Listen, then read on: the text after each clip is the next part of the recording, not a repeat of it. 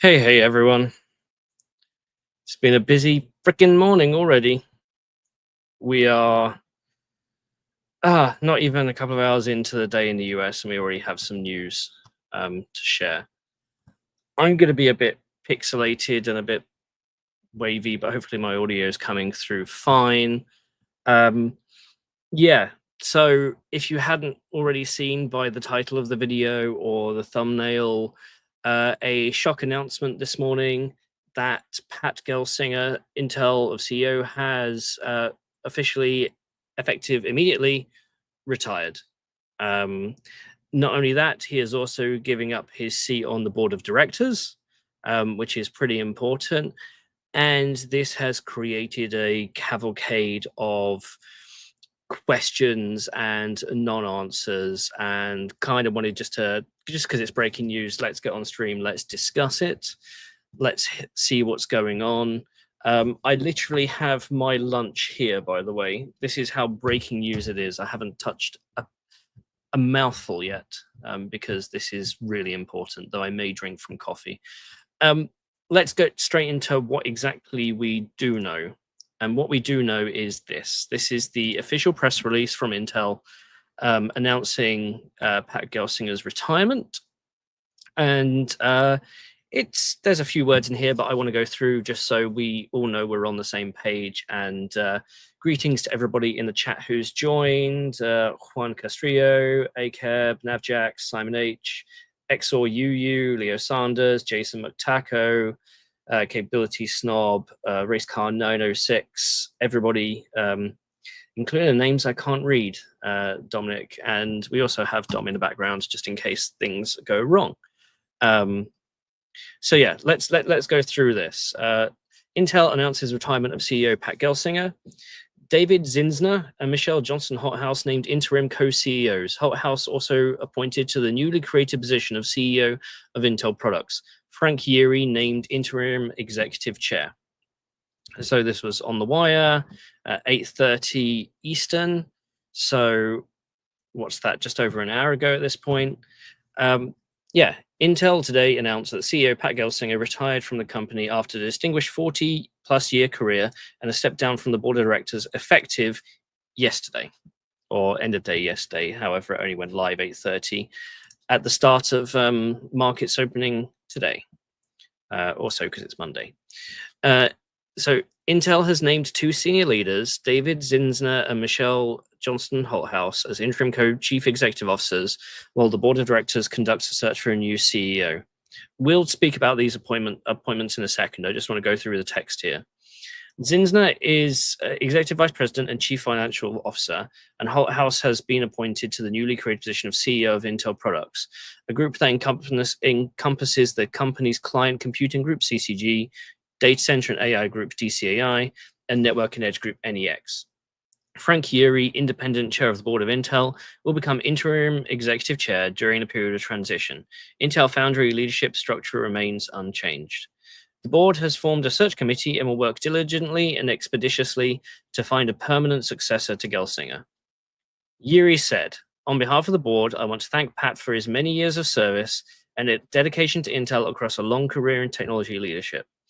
Pat spent his formative years at Intel, then returned at a critical time for the company in 2021. As a leader, Pat helped launch and revitalize process manufacturing by investing in state-of-the-art semiconductor manufacturing while working tirelessly to drive innovation throughout the company." Yeary continued, "While we have made significant progress in regaining manufacturing competitiveness and building the capabilities to be a world-class foundry, we know that we have much more work to do at the company and are committed to restoring investor confidence. As a board, we know first and foremost that we must put our product group at the center of all we do.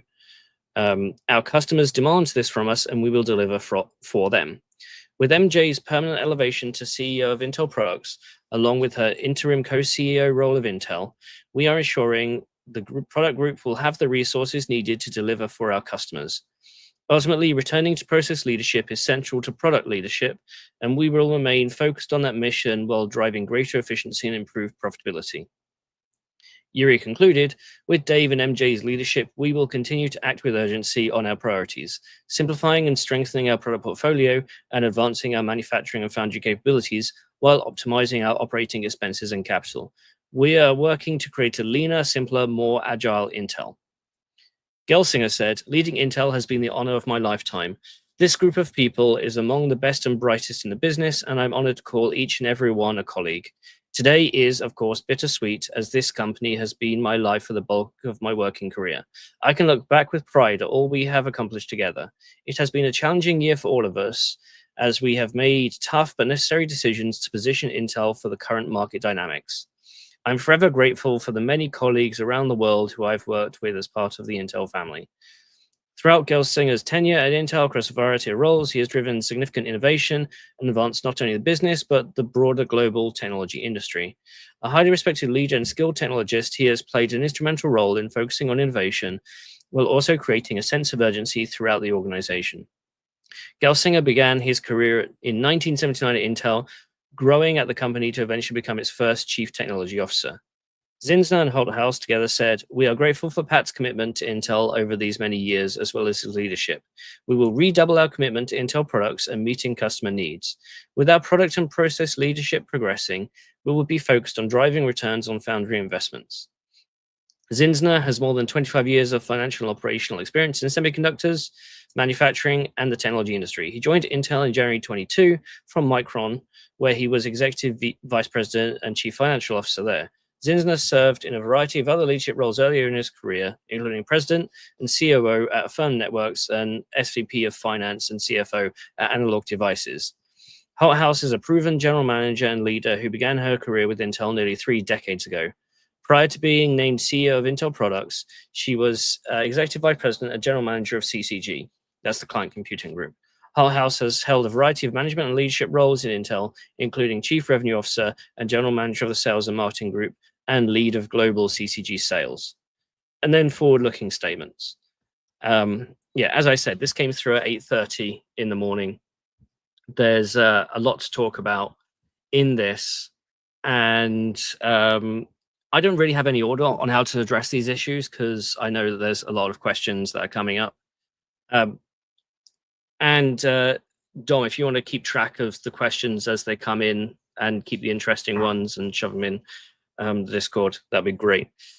The first one I think we should address is this is immediate. This is effective yesterday. This is effective right now. And usually when an announcement like that happens, it's for one of 3 reasons. Either health, and I think Pat Gelsinger's in his mid-60s. So health is very much a thing, and some CEOs do just say health, whatever. If it is, that's a shame. If he's being diagnosed with something, we have no information say who, what, where, or the other. Number 2 could be family. I do know executives who have had to quit, immediately to go effectively deal with a family member, a loved one, close loved one, partner, spouse, parent, sibling who has had sudden news, and rather than spend 80 hours a week doing a CEO job, want to spend 80 hours a week being there for their loved one, come hell or high water. That's usually one of the other reasons why people quit immediately. And I hope it's not that either. The third reason, and this comes in because he's also stepped down from the board of directors, is that he's been forced out. That it's effectively a firing rather than a retirement. I'm not here to play conjecture games. We know that Hock Tan resigned from the board back in September. He's the CEO of Walden International, one of the big investment firms. So whether this was a case of the board didn't like the direction Pat was going and made this decision without him, or this was part of the leadership direction, the fact that he's no longer on the board of directors has pointed people in that direction. Intel hasn't said anything other than the statement we've got here, and I'm saying that as an analyst. Sometimes we get a heads up with when big news is about to drop. I haven't been in contact with my analyst relations people yet to talk about what they do know, what they don't know, what we can talk about, what we can't talk about. Nobody at Intel's contacted me about this.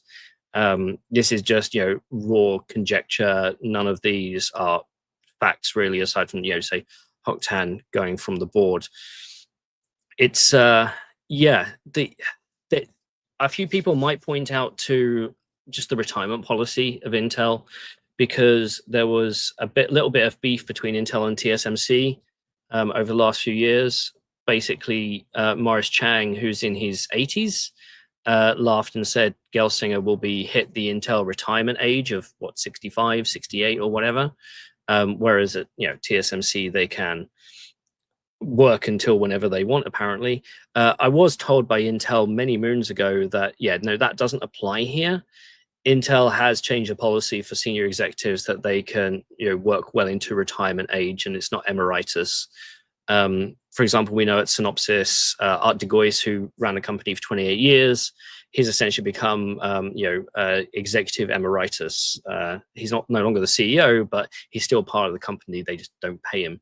He has plenty of stock. Interesting to see if any of Gelsinger, what was happening to Gelsinger's stock. So there are potential reasons for leaving.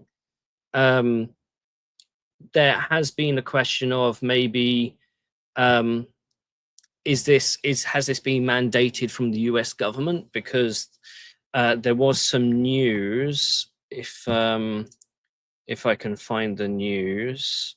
Yeah, so Intel was they were awarded a bunch of money from the CHIPS Act, and that's been slightly reduced down to 7.86 million under the CHIPS Act. They have another 3 billion on top for the Secure Enclave program with the government. Plus, they have a 25% tax credit on another, few tens of billions. One of the things that came out of this is essentially, in order to get this money, they have to agree to a certain period of time where they can't sell foundry.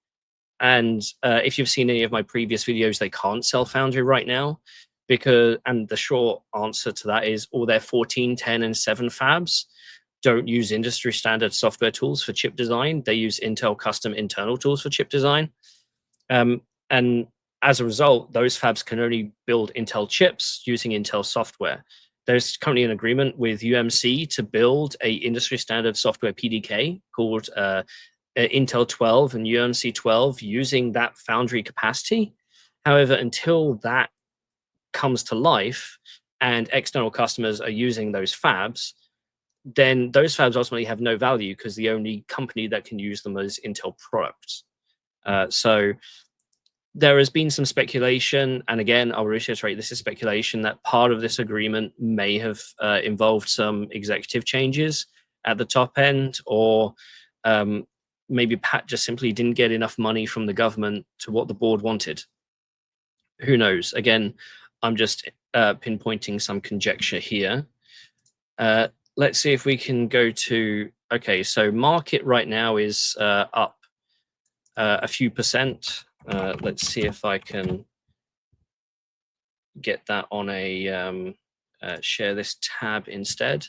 Yeah, so in terms of share price and market, they're responding slightly positively to this news, given what's happening. Again, I didn't expect this. I thought Pat was definitely going to be in it for long term, because one of the questions I've been asked so many times is, if Pat were to leave, what would happen to Intel? Would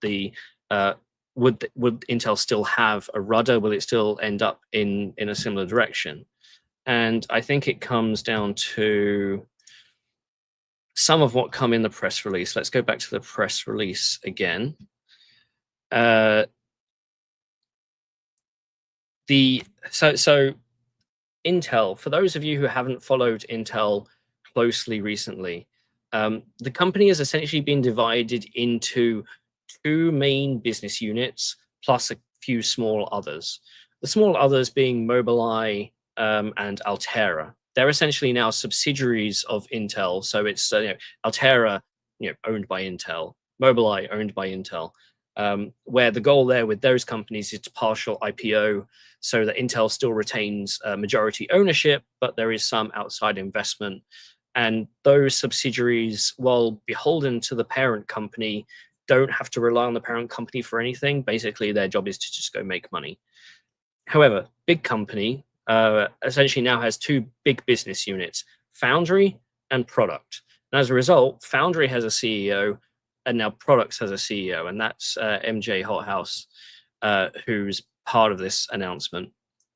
And if you've been following Intel product family, they said in the last financial call, or in the last few, that about 30% of the wafers are currently made at TSMC, and the goal by the end of the decade is to move that 30% down to 20% and bring a lot more manufacturing in-house. They need a competitive process, and that's why Intel Foundry, now being its own subsidiary or its own main business unit, means that they can go after both Intel business and external business, whereas Intel products are kind of free to use any process they like. However, the benefit is if they use the Intel Foundry business. And the statement here from Frank is, as a board, we know first and foremost we must put our product group together at the center of all we do. Our customers demand this, and we deliver from them.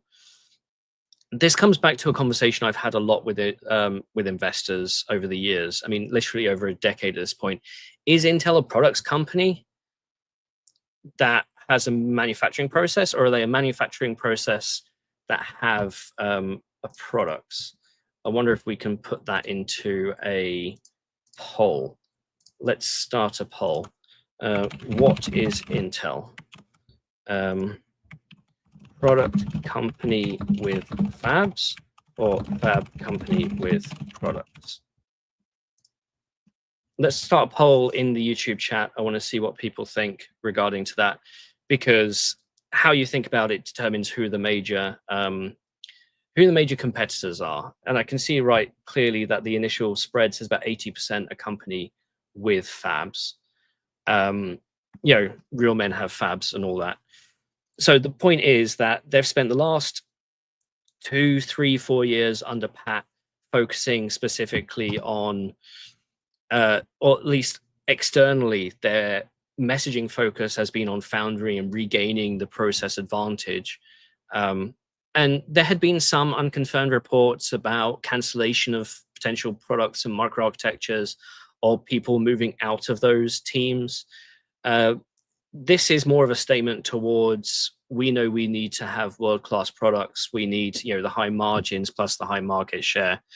The thing is, and I'll say this because one of my tweets on Twitter got this response, basically saying, well, Pat oversaw 3 bad product launches. And to which I say, those products were designed well before Pat came in. We have to remember that designing a product takes a good 3 years. Okay, you may finalize it in silicon a year and a half before, or if you're lucky, you have a respin a year to 9 months before, but then you still have to go through the validation and everything like that. So Pat's focus seems to be more on the foundry side, the whole build out in Ohio and Germany, New Mexico, Arizona, and also Oregon. But then on the product side, also the move to chiplets. In the last financial call, Gelsinger said words to the effect of, Xeon right now is actually a little bit complicated, and we need to simplify the fact that there's essentially 4 different Xeon designs, P&E, 6700 and 6900, mix and match whoever you want. But then also on the consumer side, we just had Lunar Lake and Arrow Lake launch, and they haven't been without their own issues. A slightly bigger question is whether those issues actually matter to the bottom line. I know it's all very well a K-SKU or having issues or needing a fix that takes a couple of months, and a bunch of enthusiasts need to replace silicon. But for the non-Ks, the stuff that they sell to Dell and HP and the big OEM, if there's no problems with that, then ultimately it doesn't really affect their bottom line from a financial perspective.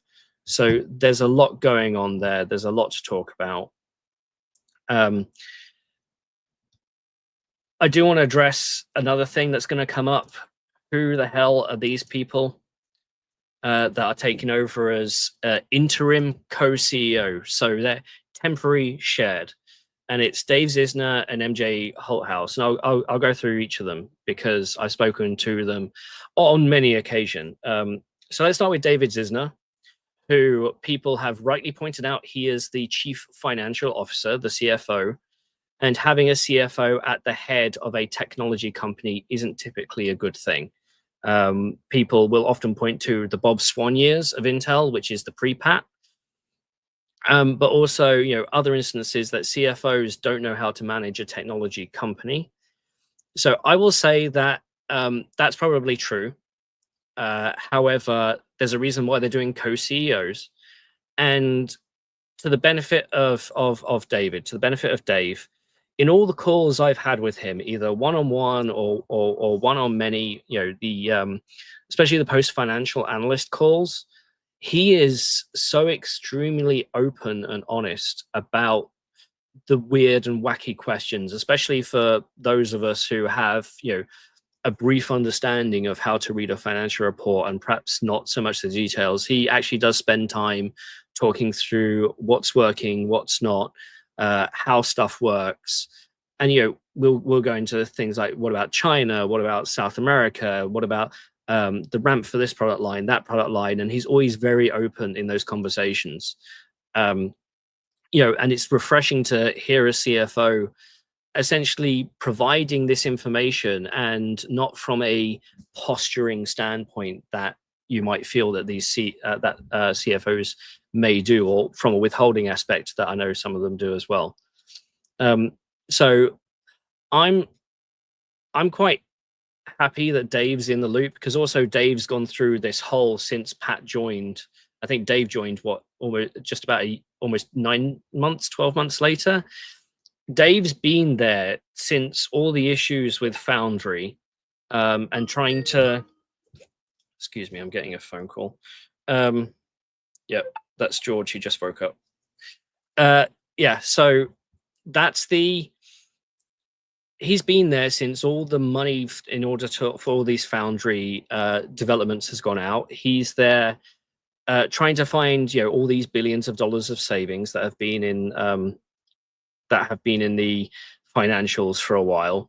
And he's open to questions from the non-financial analyst part of the analyst group. And I think that's quite good. MJ Holthouse, MJ's fun. MJ's fun to be around. You can tell she takes pride in her job, and she doesn't take any bull. She's had a number of roles inside Intel, and as they said, she's essentially a lifer. She's been there 29, 30 years. And that's gone from sales to revenue, to leading CCG. Does she have a tech background? This is where I, do the standard LinkedIn search. MJ has always been easily able to answer technical questions in the group. Let's see. Okay, she did finance and financial management services, but she's been GM of desktop products, reseller products, marketing and comms. One of these people that has done a whole tour of Intel. And people will say, where's the engineer in this? Where's the engineer in this? It's there are times inside a company where maybe you don't need a technology person. I want to say this isn't one of them. However, MJ's always been up on what products are where, in what band, and if there have been any issues. And she always knows the people who to contact internally, her and her team, about what's going on. This is an interim, right? We have to emphasize that these are not the permanent CEOs.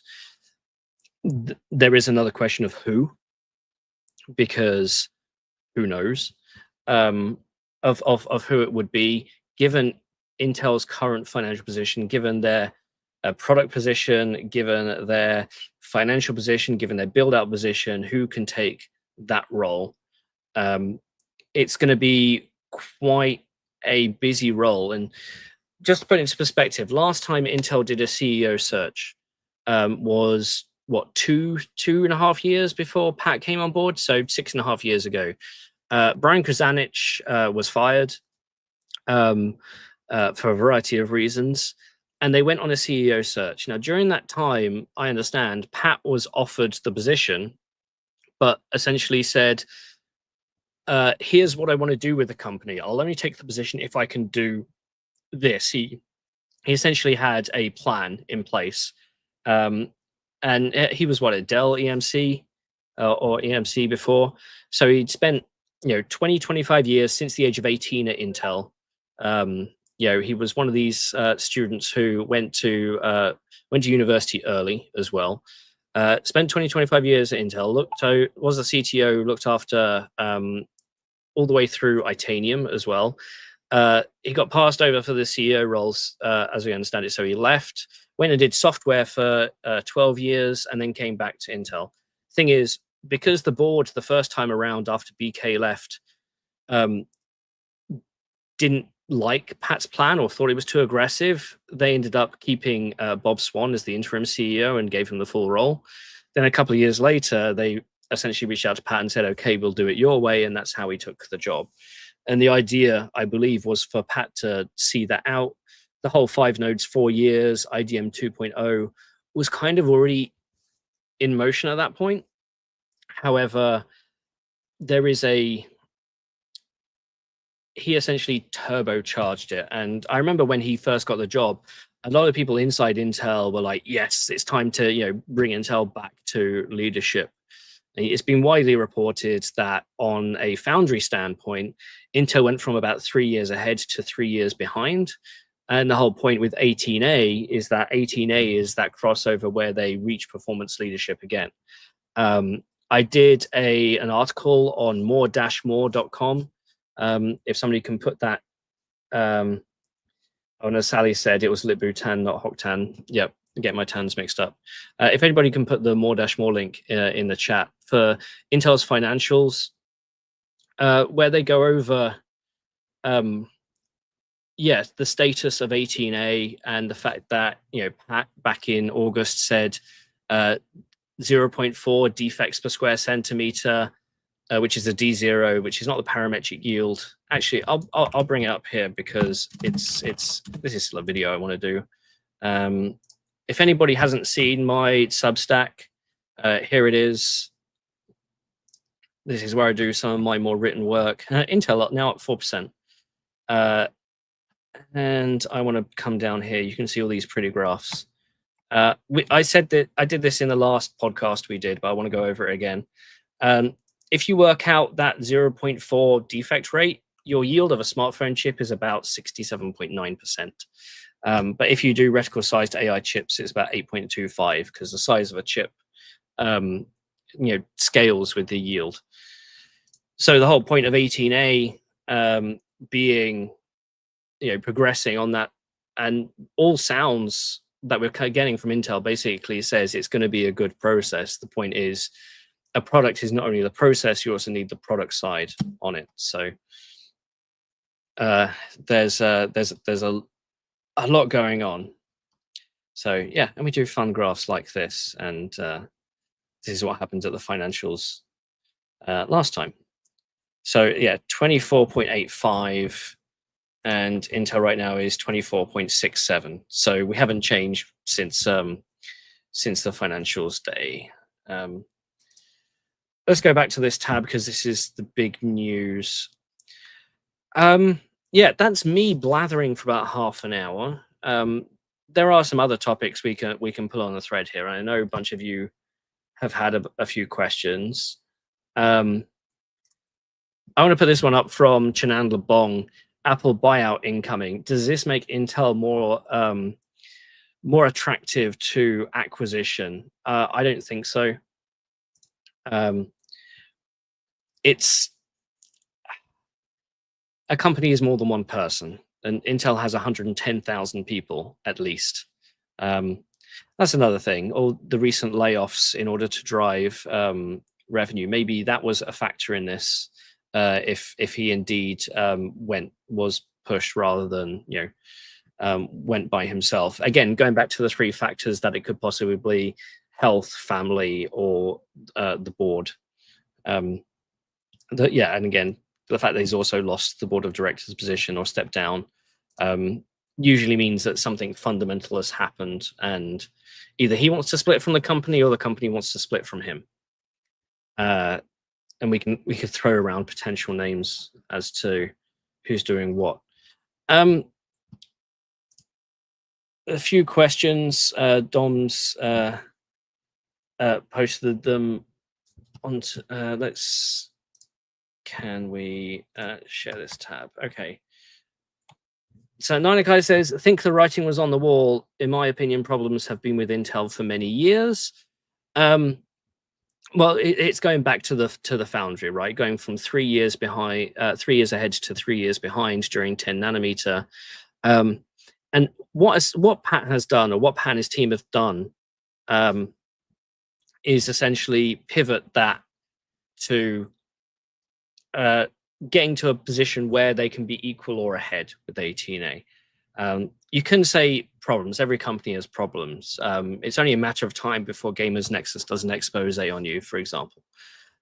However, with Intel, it's been something that's I've always said Pat's like steering a ship.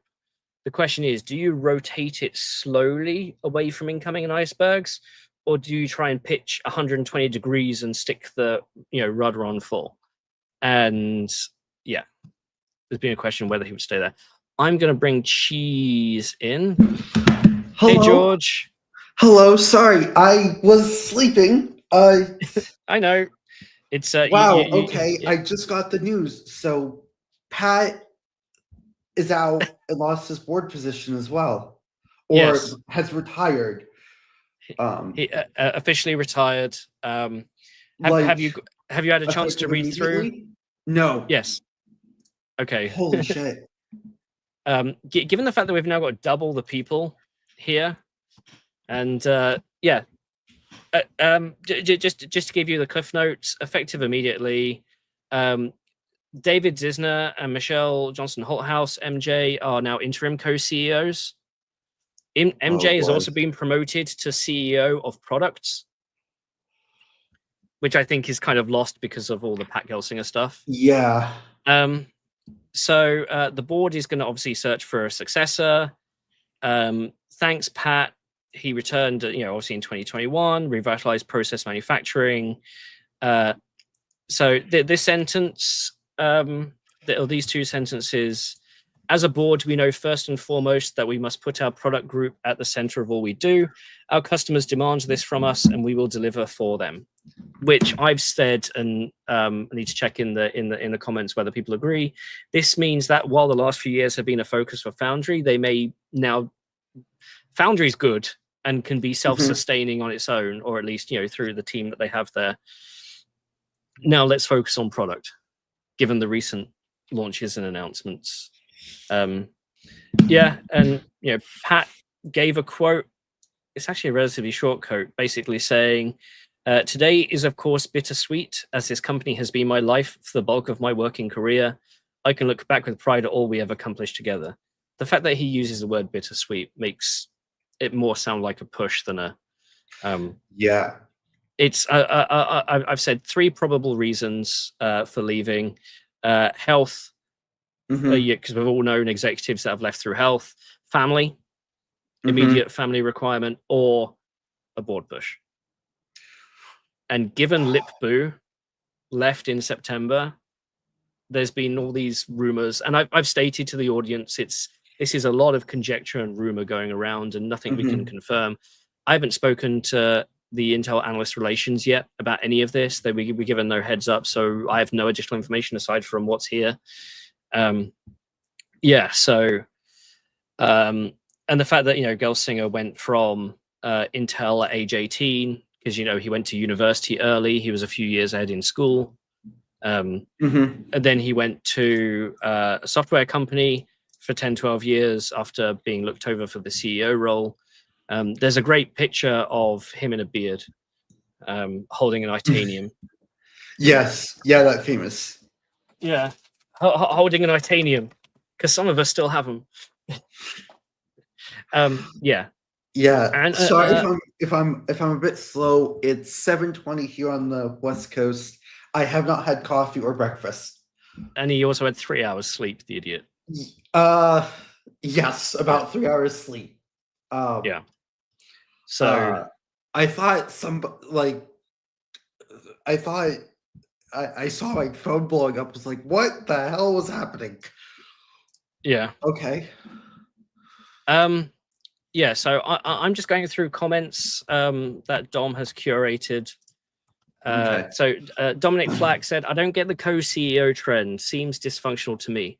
Well, that's the thing. One person can grab a company by the horns and take it in a direction. Two people, it's it's designed to be more keeping the path thought out. Going. Yeah, the fact that it's Dave as is now the CFO, and I actually like Dave as a CFO. He's very honest. He's very open in the conversations. He doesn't do that publicly, but at least privately, he's very like that. MJ knows products and she knows sales and marketing. The only problem between the two is that there's not an engineer. The question is whether Intel needs an engineer right now.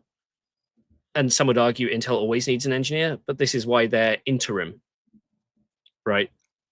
But also, at this very second, right now, they need a product person. Yeah. I think MJ is actually a good pick.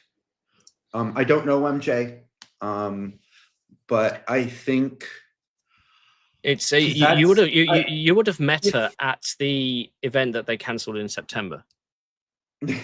I'm pretty sure. So MJ's the person who is currently famous for saying "back to you, Steve." Okay. She replaced Greg, didn't she? Yeah, she. Bryant. Yeah, Bryant. Greg Bryant, who's now the CEO of Analog Devices. Okay. Yeah. So next comment, Jason McTaco with Pat Gong. Is it possible that Intel would revive something like their Beast Lake to make crazy fast CPUs? Investing in the product roadmap is something Intel's always done. Again, we've had reports, but nothing confirmed that things have been taken off the roadmap or put on the roadmap, and what exactly did. Even things like rentable units keep coming up on the social sphere, but nothing that's ever been official. We know that Panther Lake is coming end of next year, so anything like a Beast Lake or whatever would be a 26, 27 product. And even if they started designing it today, would be a 28 product, because that's how long things take to design. No, if they started designing it today, it would be a 28 into 29 product. Yeah. Right? It would be tail end of 28 into 29. Yeah. Dr. Kronkenstein says it's possible Pat has some sort of illness that will make doing CEO things challenging. Yeah, this falls under the health issue, right? So it's if he does, then it's a personal thing. If terrible cancer illness, would he want to spend the time being on the board of directors of Intel or running Intel? Would he much rather spend? Yeah, I'm right there with your brother. Would you want to spend your time managing a company, going after corporate profits, especially one that requires, again, 80 hours a week?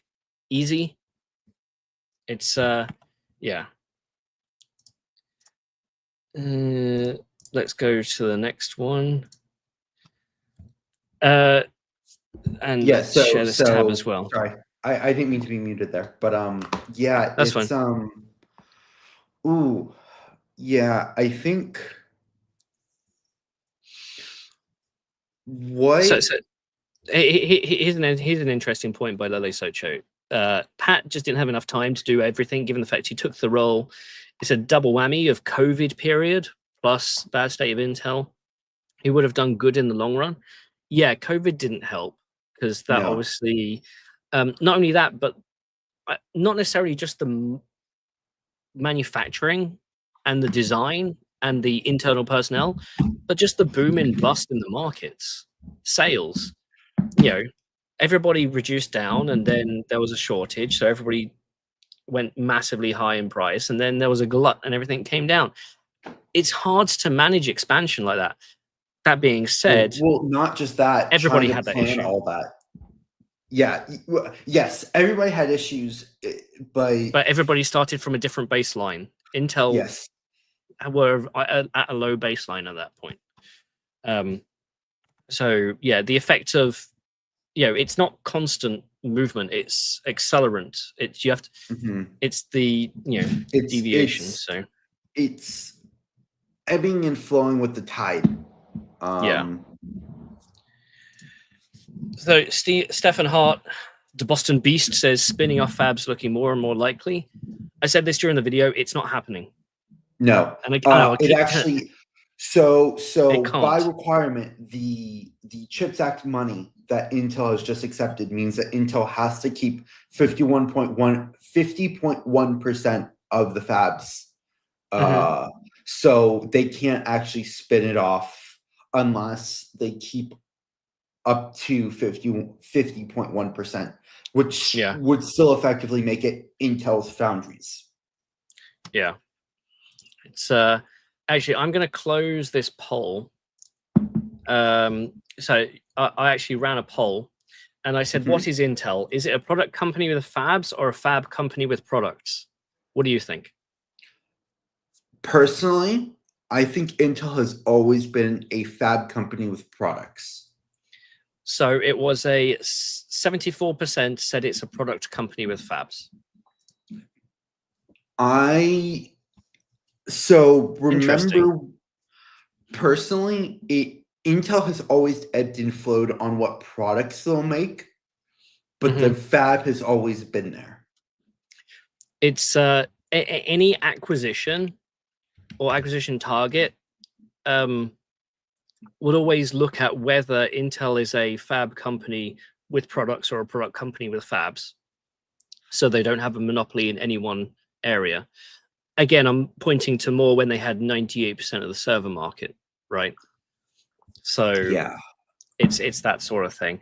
Also, from a technical standpoint, as I said earlier, they can't spin off the fabs because 14, 10, and 7 all use Intel internal chip design software, not industry standard software.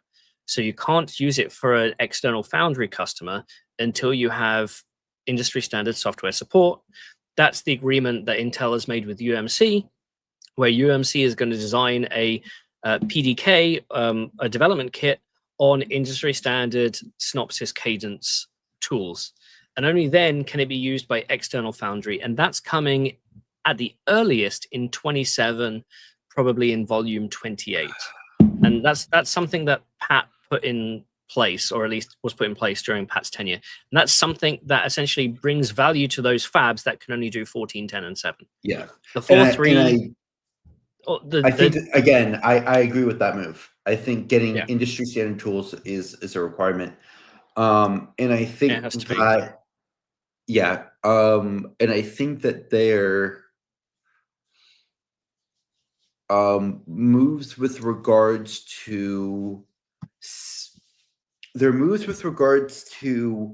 who they tried to acquire in the past 24 months. Hint, hint, Tower. I think Tower is also a China thing as well. Yeah, I think that had that gone through, it would have been a very good. So the Tower acquisition was more about the people had experience in dealing with 10,000 customers rather than say 10. So our good friend Bob over at Tens Torrent asks over on LinkedIn, I wonder what E-Times and the New York Times takes will be on his retirement. I wonder if he's actually going to do any interviews post this.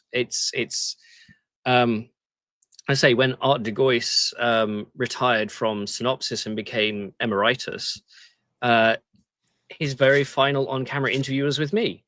But then, did Bob Swan do any interviews when he left? No. Did BK? Definitely not. Will Pat? We're more likely to see interviews with Dave and MJ than we are with Pat, I think, at this point.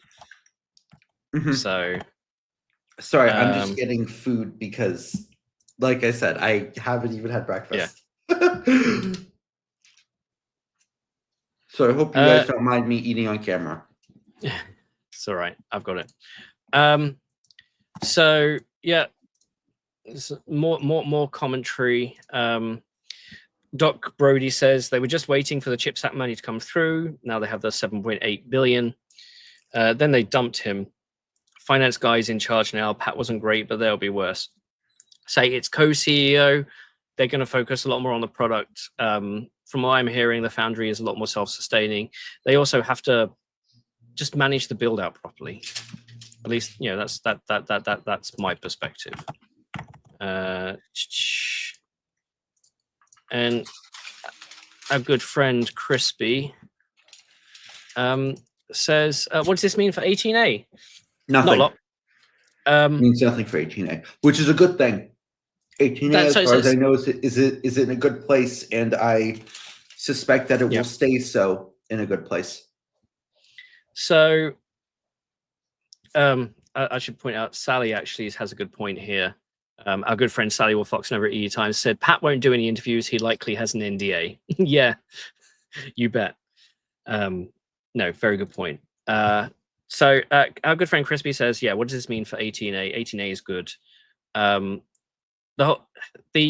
think what the key thing I might be interested to know is how many of the 18A deals that Intel currently has, is we know they're doing a fabric chip for Amazon on 18A, and there's some other things going around. If Pat's not at the helm, does that mean that there'll be more or less trust in the process? Right? Because we look at some companies, and some companies generate business purely due to how popular their executives are. Elon, Jim Keller, right? And also, there is some interesting news that just went out on the wire. TensorTorrent just had a funding round of 700 million. And apparently, that's going to be overshadowed by all of this. So we're going to do probably do a video or something later in the week about that, because that's pretty important. But yeah, no, in terms of the 18A, actually the process, I don't think much will change. Could it mean that somebody during the engineering in the foundry vertical goes back to old ways and stops telling executives what's wrong with the process? I hope not, because that was going to be an issue. Well, I know that Anne has also been rumored to be retiring soon. No, so Anne Kelleher, who's the head of TD, they announced a successor, a long-term successor. So people are thinking when 18A is done and when all the variants are ready, then she'll think about retiring.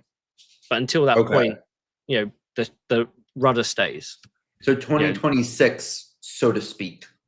End of 26, probably. Yeah. So, Stidontas asks, or says, Intel really just needs to keep investing into Foundry, sell all of Altera and Mobileye if they have to. This is more of a bigger conversation about, does Intel have enough capital to keep investing? You know, some of it is being unlocked through partial IPOs, the 49.9%, as you know, George said earlier with the Foundry. But we already know they're already speaking to investors for Altera to do a partial IPO. That may happen in Q1. It may not. They said that they've been speaking to private investors ready for something to happen in Q1, and that just may be in a formal announcement rather than any money changing hands. Yeah, and say Mobileye.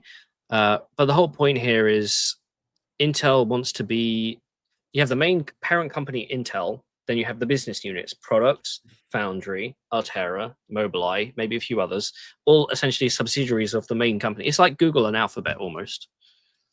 That's kind of what it's almost turning into. So this one's quite funny.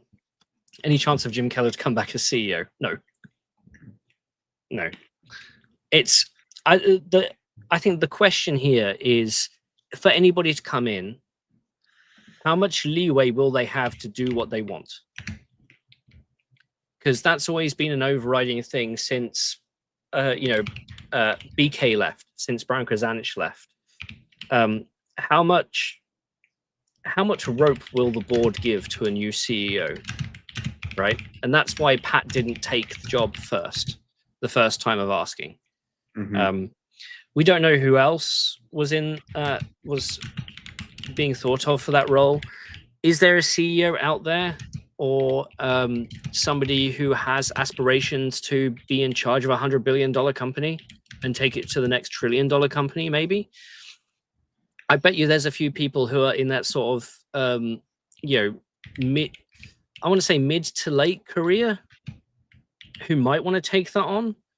But the question is, does the board want somebody with experience, or somebody who wants to try stuff? And the thing is, I think Pat was both. Right? So the question is, can they get somebody to do both, or do they only want one or the other? And that's something to directly ask the board. So, yeah.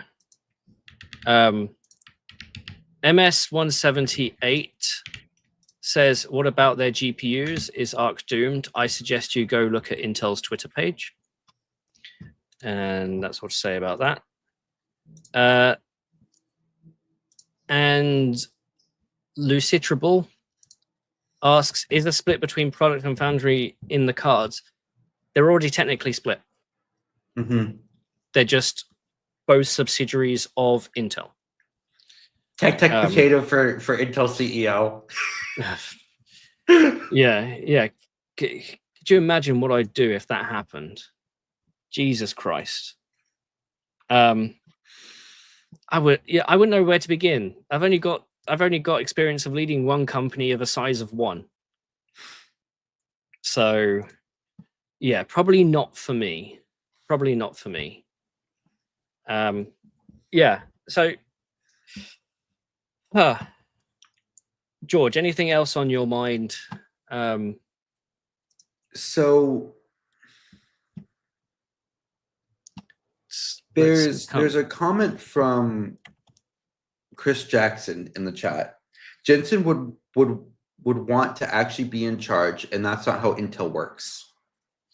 And I think that sort of sums up Intel very well, in that it's a massive company with so many different things happening within it, that for someone not inside of Intel to take over would be massive shoes to fill regardless. To be honest, I don't think the board wants somebody internal. I think the board wants somebody external. Who? The question is who.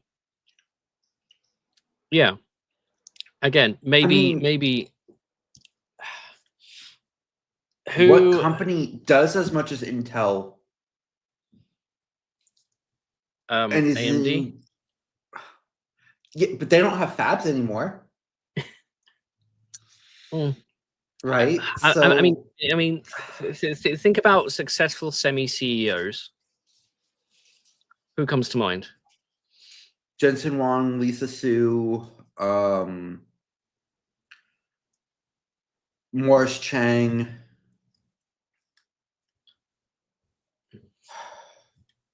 And then people like Gordon Moore not Gordon Moore. Well, yeah, it's so the founders of Intel. My brain is still derping out a bit. Yeah, Robert Noyce. Thank you. So one of the suggestions I kind of said back in the Q3 So going back to my Q3 financials article, is I made a pretty bold suggestion, and this is even as a analyst who helps Intel, is this: the biggest miss of Intel, essentially of the decade, is their AI miss, their data center AI miss. They have CPUs, that's great. CPU AI for inference, that addresses a good 40% of the market.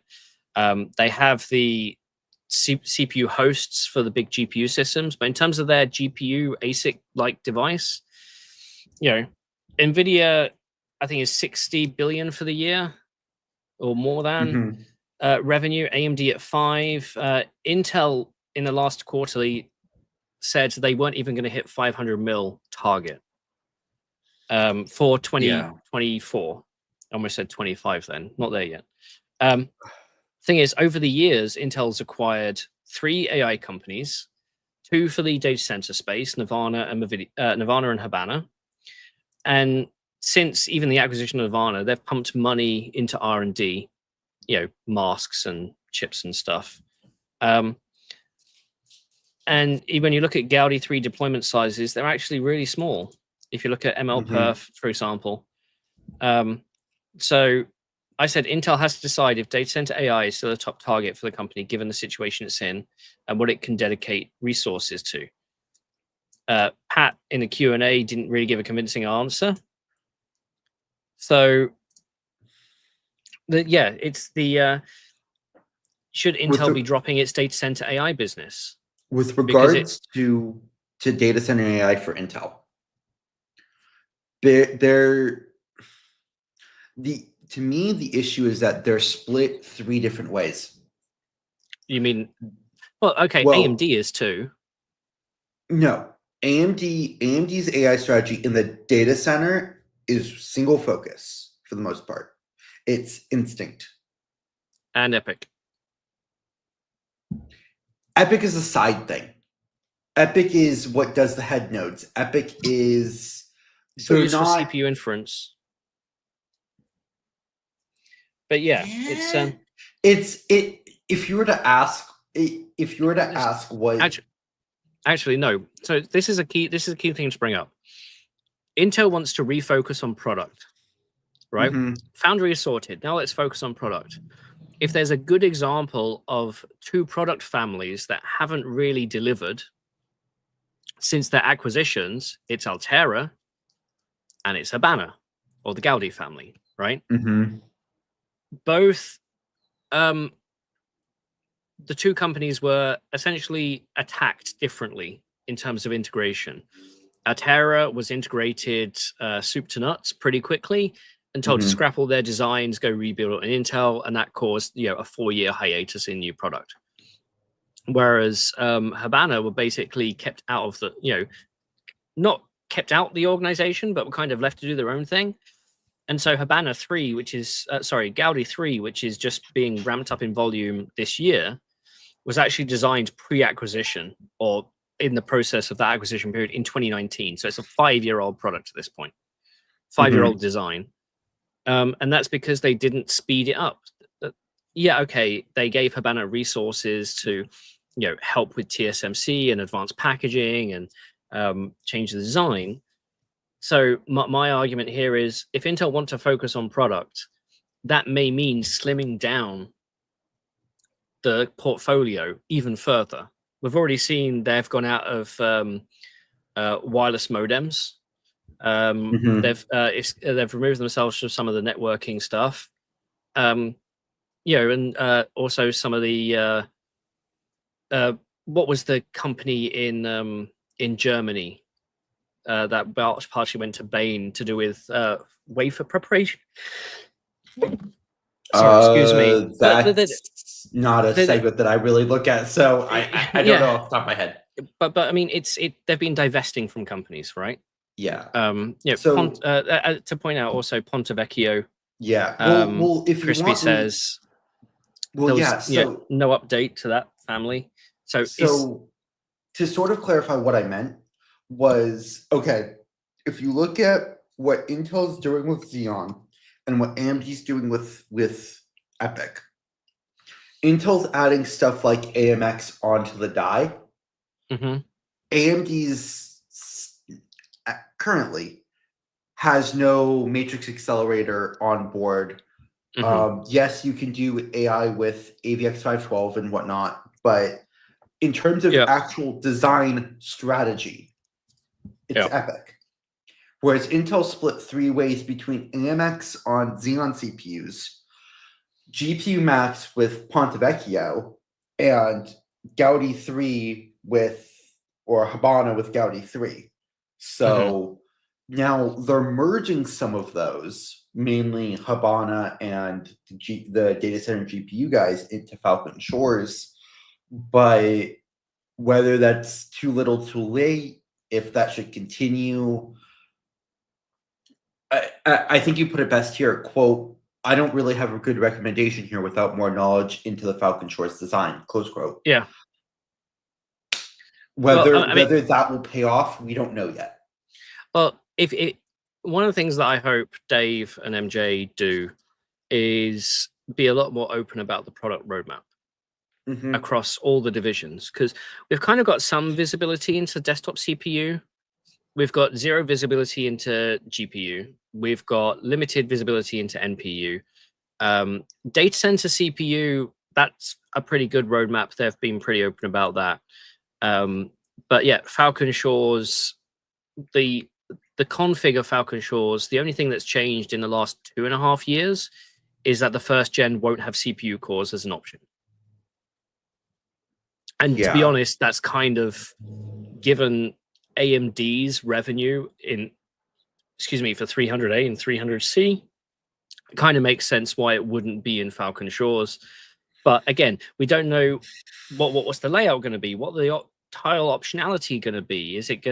Are they going to offer external customization, or is it just all internal tiles? And what does that packaging look like, and what does the socket look like? And I may have seen the socket already, I don't know yet. That may be a video coming up if I can find out exactly what I saw, because I can't tell what I saw. George has seen the photo, he knows what I'm talking about. Yeah. That would be a stupid video if I titled that Falcon Shores socket scene. But yeah, it's so I'll say to you, one of the questions I've had, and I said this at the beginning of the show, and I'll put it to George now. Does Intel continue with, this is a question I've been having for the last 4 years, by the way, and you've heard it as well. Does Intel continue if Pat's not at the helm? If this was a question 2 years ago, yes.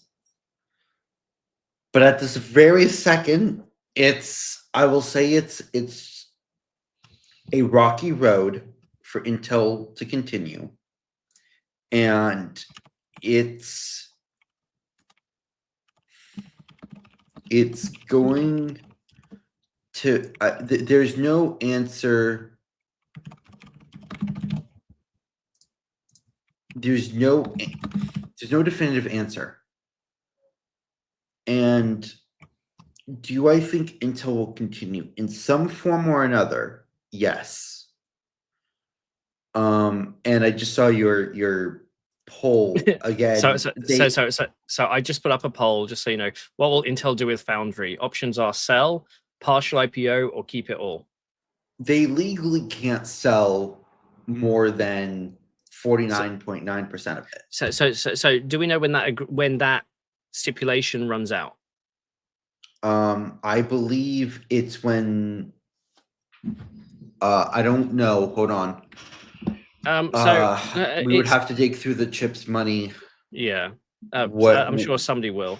I do want to bring this up because it's a comment I keep seeing from, and Navjack's not the only one to say this, so I'm not going to put it all on his, but no Bible verses are left to guide Intel.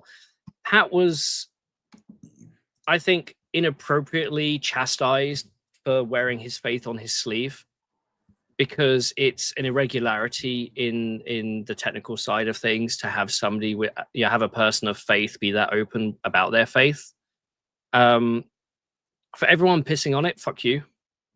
And I say that as an atheist. People should be able to express themselves. Yeah, I think he's doing it in a personal respect, that's completely different than him saying, "I am the CEO of Intel and Bible verses," we will abide which he by never did. Exodus 21:7-11. He was always on his personal account, which is said to be his personal account, not the Intel CEO account, right? Yeah. It's so I think he brought up an almighty deity 3 times in public press conferences ever. And given the fact that at least half of the US believes to conform to some sort of higher power, that's not unexpected. Okay, it's abnormal to have that as the CEO, but don't hold it against him, for God's sake. Unless he's actually proselytizing internally, and we hear reports about that, it's not. If you follow him and I mean, goodness knows how many AMD subreddits always had a big joke about, oh, this is foreshadowing something. So, don't piss on that. Update on the funding. It looks like there's no formal term applied to it, which makes me think that it's indefinite. So the tax break, the 25% tax break, that does have a time limit on it. They have to use that. The tax break does, but the 50.1% does not.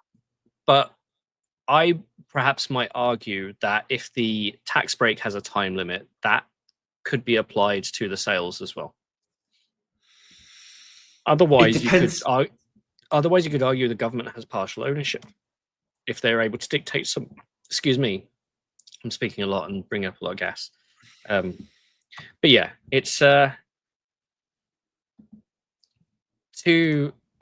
have a look at the poll. So 42% partial IPO, 40% keep it all. Honestly, I think you could argue that Intel has kind of partial IPO to the fact that you've got it's not Brookfield is paying for essentially half of one of the new fabs. And I think Apollo is in there as well, providing some money. That's misc mitigation. That's a thing that a lot of companies do. That incidentally, could be driven by Pat, but it's been managed by Dave, right? And now Dave is the co-CEO. Again, people like to piss on CFOs in leadership roles, but he's been behind that, and that amount of risk management. So, to my point earlier, that when I've spoken to Dave, he's been fairly open and honest, and he's never comes across as he's trying to hide something. And before somebody comes in, maybe that just means he's a good actor and missed his calling. No, it's fine. So, Jordan from Jordan's Tech Junk says, any bets on replacements, perhaps an AI girl singer, and they can run it on Gaudi. So it looks like, okay, so again, clarifying, the award is contingent. The award and any further CHIPS Act money is contingent on not selling Intel, not selling, or more specifically, quote, Intel ceasing to own at least 50.1% of the ownership of or the voting rights with respect to the Intel Foundry if separated into a new legal entity, so long as Intel Foundry remains a private company, close quote. Okay, so it's future. So the minute they go over that 50.1, go below 50.1, they are ineligible for any future CHIPS Act benefits. Yes. Either funds that should have been dispersed or tax breaks. Yes. So so they're not exempt from selling. They just will lose benefits if they do. So a couple of things here. One, Mark Silinko says Qualcomm kicked out of ARM, so they buy Intel to get into x86. This is going back to a rumor that we assume was started by an investor back in late August that Qualcomm wanted to buy Intel. I get whether the cross-licensing agreement, which technically doesn't exist anymore, but Intel and AMD just agree not to sue each other, whether that still will be relevant if Qualcomm were to buy Intel. Does this make Intel more attractive to buy now that Gelsinger's gone? No. No. I mean, it does remove one voice from the room, but there were a million anyway. So, and so also, Pat would not be the biggest sort of reason why why they wouldn't merge. And I think it's exactly about the x86 license. And I see the Sally. Hello, Sally. Why isn't there a proper succession plan? Because it's effective immediate. Yeah. That again, why wasn't there one drafted up in the first place? So the expectation has been that Pat's going to be, a 20-year CEO plus, right? Lisa's been there for 10. She just celebrated her 10-year anniversary. And I think the average life expectancy for an AMD CEO is, 4 or 5 years. So the fact that she's been in there double. Well, unless you count Sanders. Well, yeah, but it's yes. If somebody's been in there long enough, you have to plan who a successor might be. The thing is, if you say, well, you can succeed in 10 years, that person may not want to stick around because they still may be looked over. So I mean, Lisa's also 8 years Pat's junior. Mm-hmm. So Pat is not. I mean, he's 63. The fact that they had to remove an Intel CEO age cap before retirement age, I would think that there would have been some sort of succession plan in place. In case anything did happen to Pat. The thing is, with a company where Intel is, do you want to spend your time training up a replacement, or do you want to spend time fixing the company? Well, less training up a successor, more just having a plan in case something happened. Right? Yeah, it's you always have emergency for any scenario, right? It's the Secret Service, but maybe this was the plan. Maybe this was the succession plan. Dave and MJ, who I think we both believe are fairly competent. Yes. And good in their positions. Are they the ultimate succession idea? No, but does the board still want to go ask people, go interview people to be a CEO? Yeah. So I'm gonna put up another poll. It's essentially saying, how long does Intel have to hire a CEO? And the answer is going to be 1 to 3 months, 3 to 6 months, a year, and then whoever is best whenever. So yeah, essentially, how long does Intel have to hire a CEO? Because it took 6 months, didn't it, for Bob? Roughly, yeah. Between when they announced and when they said Bob was taking over the role full time was about 6 months. Yeah. And that was that an immediate? When BK left? I think it was. I think BK left immediately. Yeah. So there was no succession plan. Removed, if I remember correctly. Yeah. He was not. He didn't retire. He was removed. Let's. Also removed from the Intel Museum. Yeah.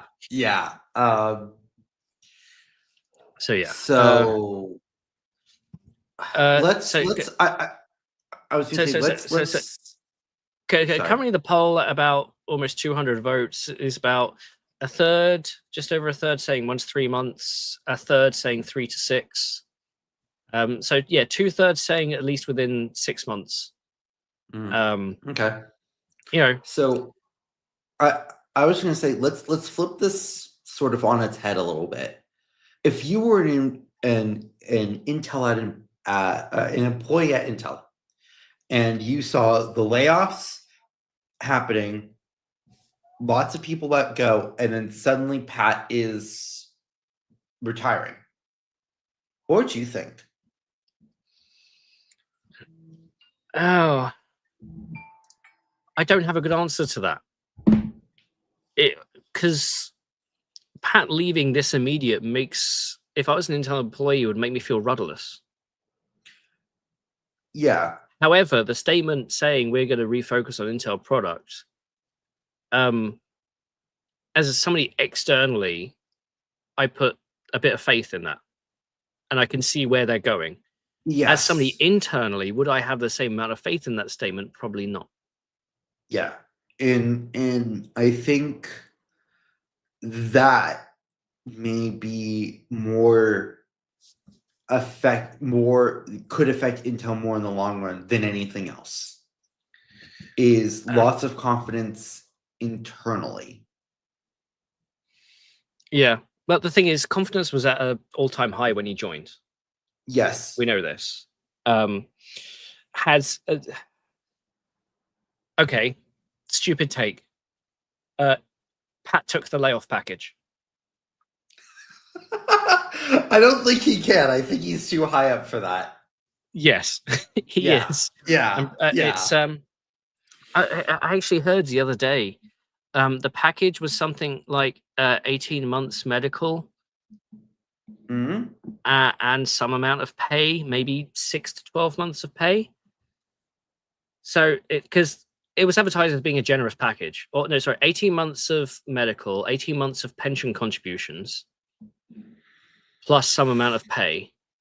That's because pension contributions you can get the tax write-off for. I can see why they'd do that. Yeah.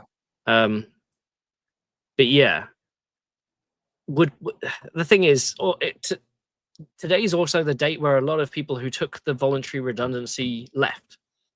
Official last day, or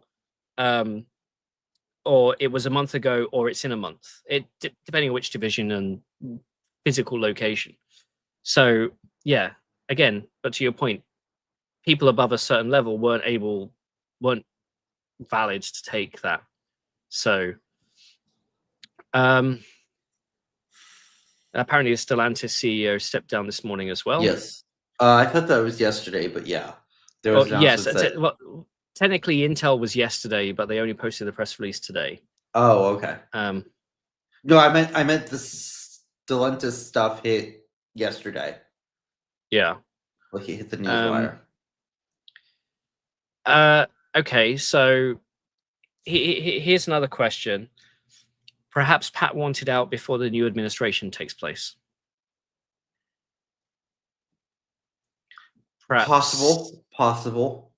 Is the problem, I think, in part with the new administration, is that in order to play nicely, you have to be seen to be sucking up in some way. You know, it's the same with any administration. You have to play to what the administration wants, needs, likes.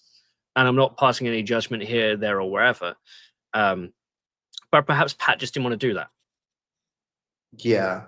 Perhaps he felt it was such an attack on his moral character that he didn't want to interact with the new administration. So get out now, give the company time to prepare, make it more flexible during the transition, such that when somebody comes on board with a new administration in place, depending on what they do with the CHIPS Act as well, because obviously they've been saying about they want to do stuff with the CHIPS Act. I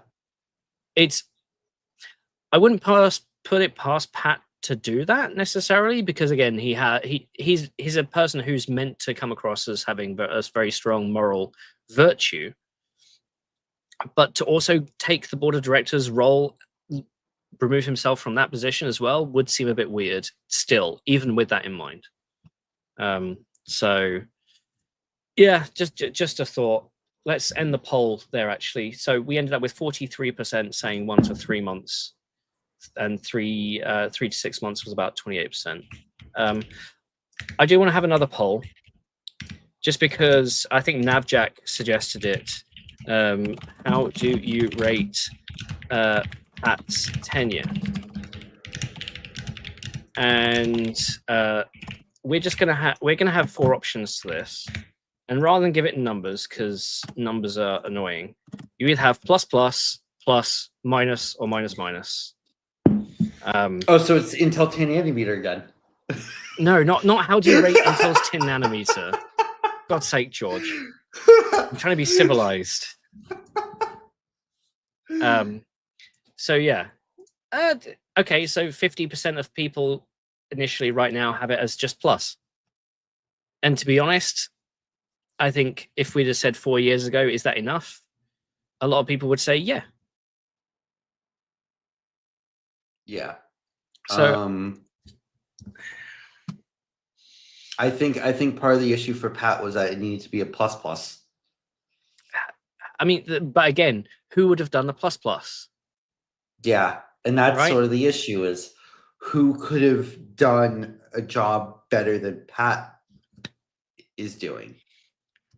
Okay. Recommendations for new CEO. I've just thought of one.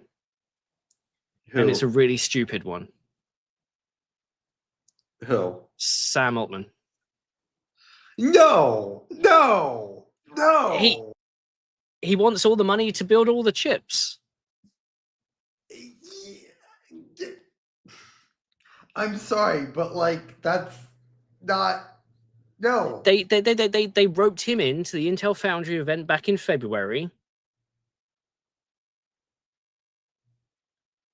I mean, yeah, but like, and he seemed very awkward on stage. I don't know. I there must be other people other than Sam Altman. Yeah, as people point out, we do live in the worst timeline. Yeah. Actually, maybe it's now time for Microsoft to buy Intel.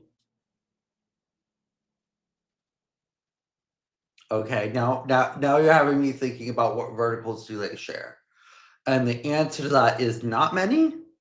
No. But then again, you still run into the whole AMD issue. No matter who buys Intel, you're going to run into that issue. Okay, you can sell some stuff off. But yeah, I don't know. But okay, you would have to sell off the x86 part. Google buys Intel, cancel is it 9 months later. Yeah. That's a bad joke. Yeah, again. It's I think part of the problem is there are so many people in this industry that work at medium-sized companies, and I'm talking, in the sort of $50 to $1 billion range, medium-sized, unicorn plus, that are revenue positive. That who would take this job, and who from the 100 billion plus would consider taking this job? Well, that's the thing. Is the position of semiconductor CEO so unique that a CEO from another industry could come in, or not? I don't know. It's right, because it's we just saw with the car industry, for example, CEO of Ferrari got a new is new, and is he from ST Micro? Is the CEO of VW Group now new, and he's the next semi CEO? I know there's been a couple, but that's because they decided, hey, we need to control our supply chain in semis, so let's hire a semi CEO. But that, my point here is there's enough of an overlap there in those markets for CEOs to transition between verticals. Is the semiconductor industry something similar? So, fun fact, the current CEO of Ferrari Benito, I can't say that last name. Brain is not braining. Did work for ST Micro in the micro electrical mechanical systems division, and he is the inventor of the three-dimensional motion sensor that's used in airbags when you crash. Dingleberry brings up a good point. Maybe ASML CEO. Who's current ASML CEO? Is that Wanek? Let's see. Google. No. Christophe Forchet? Oh, who am I thinking of then? Maybe Micron CEO.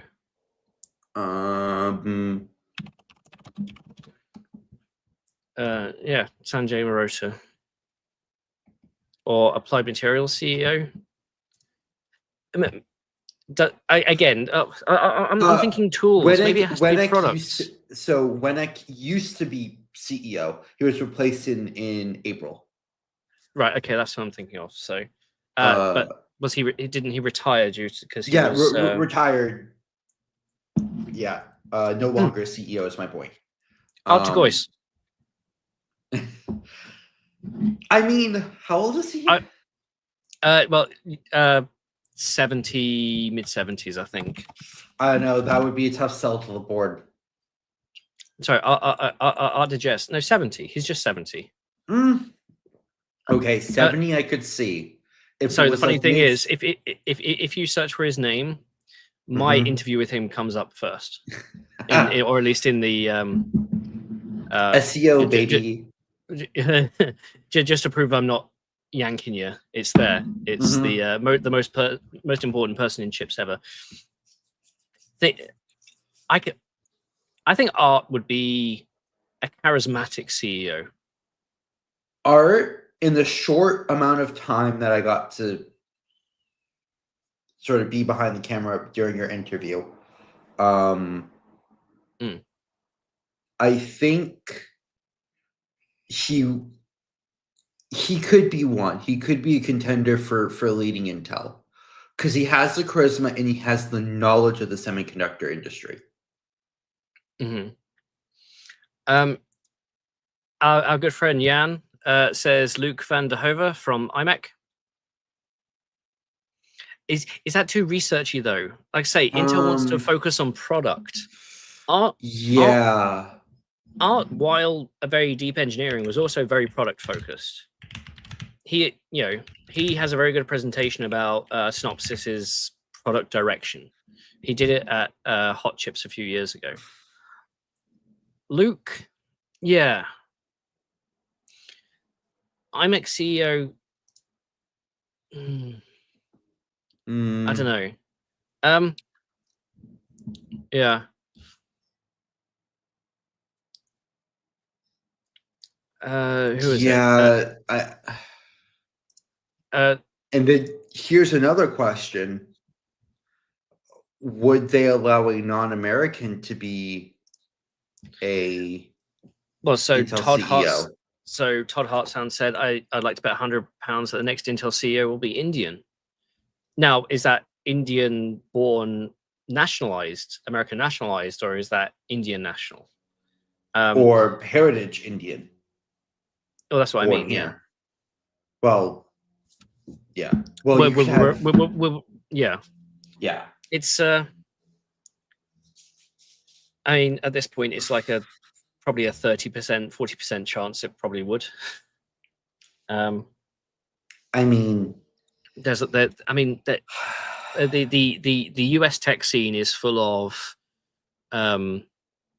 mixed national high profile individuals with heritage outside the borders. It's proper melting pot. So yeah, but it's also a question of, I guess it's more, would the next Intel CEO have to be a US citizen? Right? Yes, I think for the CHIPS Act and for security reasons, yes. Almost certainly. Because wasn't Pat also on some of Biden's boards for semiconductor and national security or something or other? He was on the AI Council, the National Security AI Council. Okay, basically, so let's maybe not we have need an AI Skynet happen. Maybe we need an AI focused CEO. No, okay, we won't go down that route again. Number one says it's got to be Mark Papermaster. I don't think Mark's going anywhere. No. Mark will retire at AMD. We saw him a couple of weeks ago, or a few weeks ago, at the AMD event. Mark's always great fun to talk to. I need to get him on the channel again. And Mark Silinkow says definitely not NZXT. So is that poll still running? Yeah. Okay. How would you rate Pat's tenure? Okay. Chrome is catching up. 440 votes. About 50% saying plus, 15% saying plus plus, and 40% having a negative viewpoint. How much stock does everybody have in Intel? Yeah, it's and Foxcorn asks again, what about AMD people like, Papermaster or Forrest? Again, like I say, Papermaster is in his late 60s now. I don't see Papermaster being anywhere other than AMD. After AMD, I'm pretty sure it's retirement for him. For Forrest, Forrest right now is in growth mode with AMD. So I don't think he'd want to take on or give himself the stress of an Intel job. He doesn't seem like that sort of person. So I managed to run into him in the elevator at after the El Capitan pre-brief, and he was basically what he said was, right now it's not what can we do, it's what do we need to focus on to grow, and basically just echoing what you've just said. And drive interest to drive revenue, and so some of that is software, some of that is hardware, some of that is just simply enablement, some of that is having the right conversation, some of that is being price competitive. So you got to play all your it's all also your cards. What can we fab? How much can we fab? And who's doing the packaging? To people saying in the comment, they keep saying Jim Keller. No, Jim doesn't want that job. Neither does Linus Torvalds. No, and no, we're not going to have an AI. Truly speaking, if you were approached by the Intel board, would you take it? A position on the board? Yeah. No. As CEO. Oh no. Well, for a week. Pay off my debts. Yeah. Pay off the house. Golden hellos can get into good mid-8 figures sometimes. The thing is, you always have to spend the first 3 months getting up to speed. I would have to move to the US. Yeah. And I would be on a green card scheme almost immediately. I would. No, but part of the reason why I don't have investments is I overthink things. Right? They say if you think too much, you worry too much about the details, you'll make a bad investor. Because as somebody who thinks too much, your goal is to minimize risk. And the thing is, some things you have to do in this industry is take risk, whether it's build out, whether it's put people on this team or that team, or announce layoffs, or restructuring, and and I think it would take one quarter of financials for me to get kicked off, because I would either tell it like it is or go tell the investor to suck a fat one. So I see Chris Jackson in the chat. Lisa Spillman should be the CEO. Honestly, I don't think Lisa has any want to go back to Intel. Yeah. At this point in time. Yeah. I actually don't think that she would be a bad CEO, to be honest, because she is an engineer, and that's something that a lot of people, myself included, may not realize. Is that she is actually an engineer. It's to be honest, I think part of the problem with Intel is you have to have somebody in there who's going to tell the board what to do. But the board is very strong and opinionated, and if you don't have a strong enough CEO to basically say we have to do it this way, and I'm going to show you why. Yeah, it's that's one of the reasons why Pat didn't take it the first time, right? So. Somebody's joking, Francois. Tipu, thanks for the $2 saying saying an and. Johnny Shruji. Johnny Shruji. He's the head of chip engineering at Apple. Oh, that would make for an interesting return. But again, is he product enough focused, or is he just simply engineering focused? I don't know, because no, not how Peter Apple operates. No. Yeah, it's again, you have to have somebody who's product focused enough, but also technical enough to know where it's going. Okay, how about this? Someone from IBM, like, I don't know, Christian Jacoby. Again, not product. No, because you also have to have volume product focus, right? Not specialist product focus. Well, you say that, but look at where Stu came from. Yeah, but that was during a time where they needed deep technical revival. Renee James. The problem with suggesting ex-Intel people is that not many ex-Intel people have a favorable opinion of Intel. Yeah. So whether it's Renee James, whether it's Naveen Shenoy, Greg Bryant may take that. He would be a possibility. Greg would not surprise me. The problem with Greg is that he's a product guy. The thing is, he had Greg's tenure was filled with being light on detail.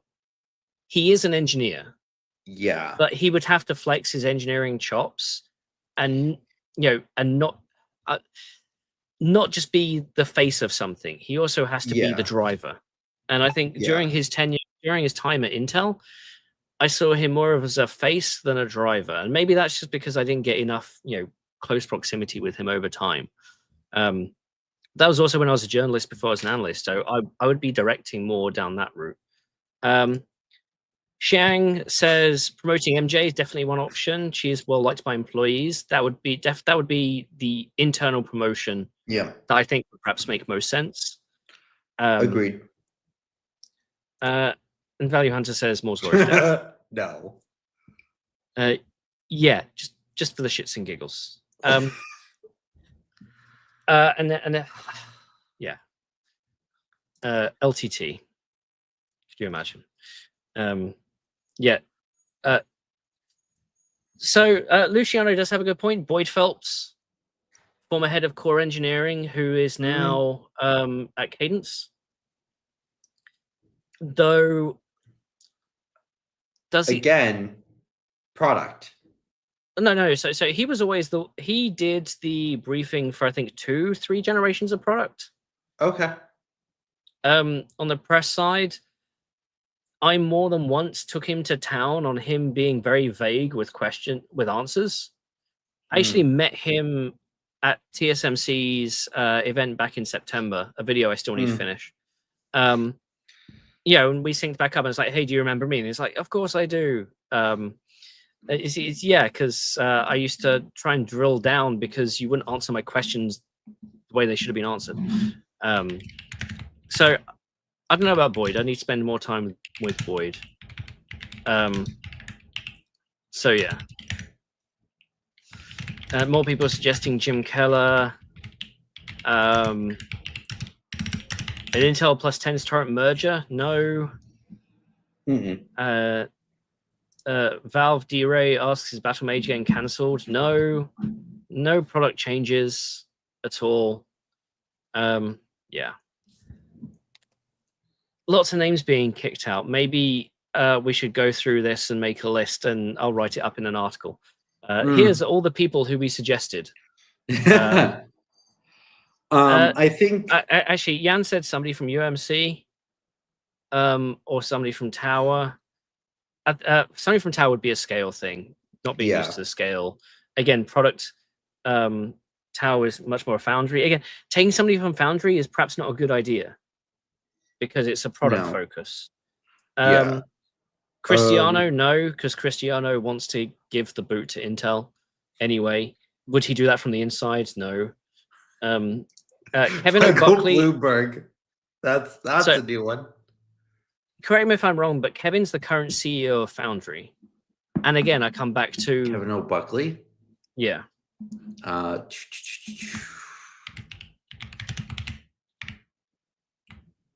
I'm terrible with names off the top of my head, so yeah, to lead Intel Foundry Services. So Foundry lead. Yeah. Robert Halleck. No. As much as Robert would be interesting in that role. Yeah, probably not. I mean, don't get me wrong, Robert's a really nice guy. I'd want him to be the lead of a department first before going straight to CEO. Yeah. So, yeah. Now people are saying stupid names like LeBron James and Cristiano Ronaldo. To be honest, we've been going for over an hour and a half now. That's the news. We've spoken about it a lot. I'm going to reach out to my friends over at Intel Analyst Relations and see what the skinny is, see if I can get some deeper insight, some of which I probably can't share. But no, please stop Stephen Elop. I wouldn't want Stephen Elop on my worst enemy. Who is that? He's the guy that was in charge of Nokia, then in charge of Microsoft Gaming, and basically drove it into the ground, I think. Yeah. So, yeah, with that, I think we should call it a day. There is I would bring up one other name. Okay, last one. Rory Reid. I keep seeing that in the he's been out of the industry too long, hasn't he? So he's currently part of Vantage, which is a cloud communications provider, subsidiary of Ericsson. So he's still like tangentially here. He was actually he was the integration officer at Dell with Pat. So I would say no, because that would be a cascading marketing nightmare. You want people to focus on the product and the value you're delivering on product, and what everybody wants to talk about is Rory from AMD. Okay. Yeah, no, that's fair. Right? Yeah. And that would be the first 2 years of him being in that role, would simply be saying, is this the same Rory we had at AMD? So, Eve suggests Diane Bryant. I don't think Diane would want the job. Going back to, again, ex-Intel executives don't tend to have a positive. Greg might. Like I say, Greg Bryant might. So, yeah. Okay. Let's literally call it there. And I'm sorry for being late. I was kind of sleeping. I still have food that I haven't really touched. So, thank you all for joining in the chat. This has been sizable news. Let's all get back down to normality, and let's see what happens tomorrow. Yeah. Tomorrow's Battle Mage news. So we'll see what happens there. Let's see what happens tomorrow. Yeah. Thank you, everyone. And yeah, we'll see you on the next one. Have a good one.